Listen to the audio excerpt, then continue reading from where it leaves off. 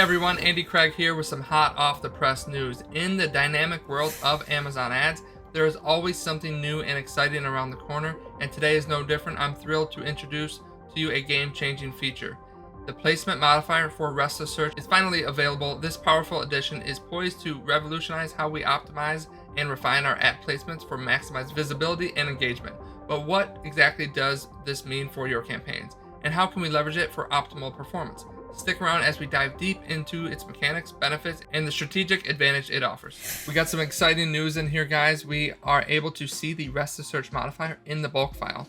And now what I did to test to see if this is actually for real, if it's working, is I want to jump into these modifiers over here. So we have all of our modifiers. Let's open this up. Let's run a filter.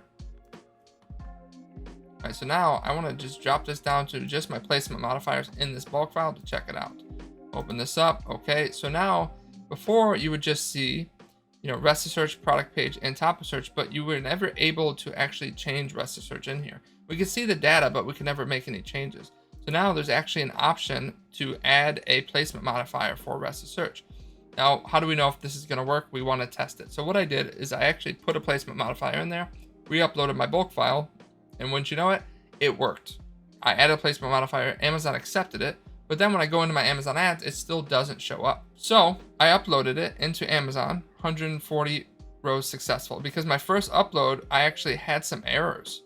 There was some errors in the bulk file, and it's because I didn't have a value in rest of search. So Amazon was asking for a value in rest of search. So I fixed my file, re-uploaded, and it uploaded successful with a 0 multiplier. Now I did it again, I added a 1% multiplier in there, and it actually accepted it. Now, when I actually go into my campaigns and I look at the placement, it doesn't show any value in there, but I want to see if it actually took it, right? So I downloaded my bulk file again, just hit create a spreadsheet for download. I uploaded this, brought it right back into my same sheet. And then in my new bulk file that I downloaded, as you can see here, as I scroll to the right, we have my rest of search. Let's run a filter on this one as well. So we'll run a filter here. Let's go placements. Let's go all of them. Open this up. So now you can see in rest of search, my new file actually held that 1% for all my rest of search. So now I can start to get in there and optimize it based on the actual performance in the bulk file. This is a new client that we're just launching, so there's not a ton of data here, but for my established clients, this is going to be a game changer, right?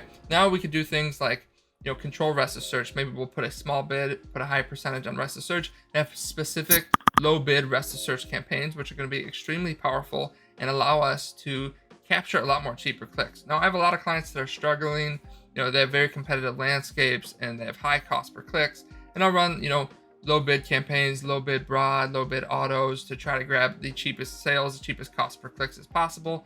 And most of that happens on rest of search. But until now, we never had any control over rest of search. Now we actually have some control. So this is an amazing new feature. I haven't actually been able to test it out any further. It just came out 2 days. So this is the first update that I've seen.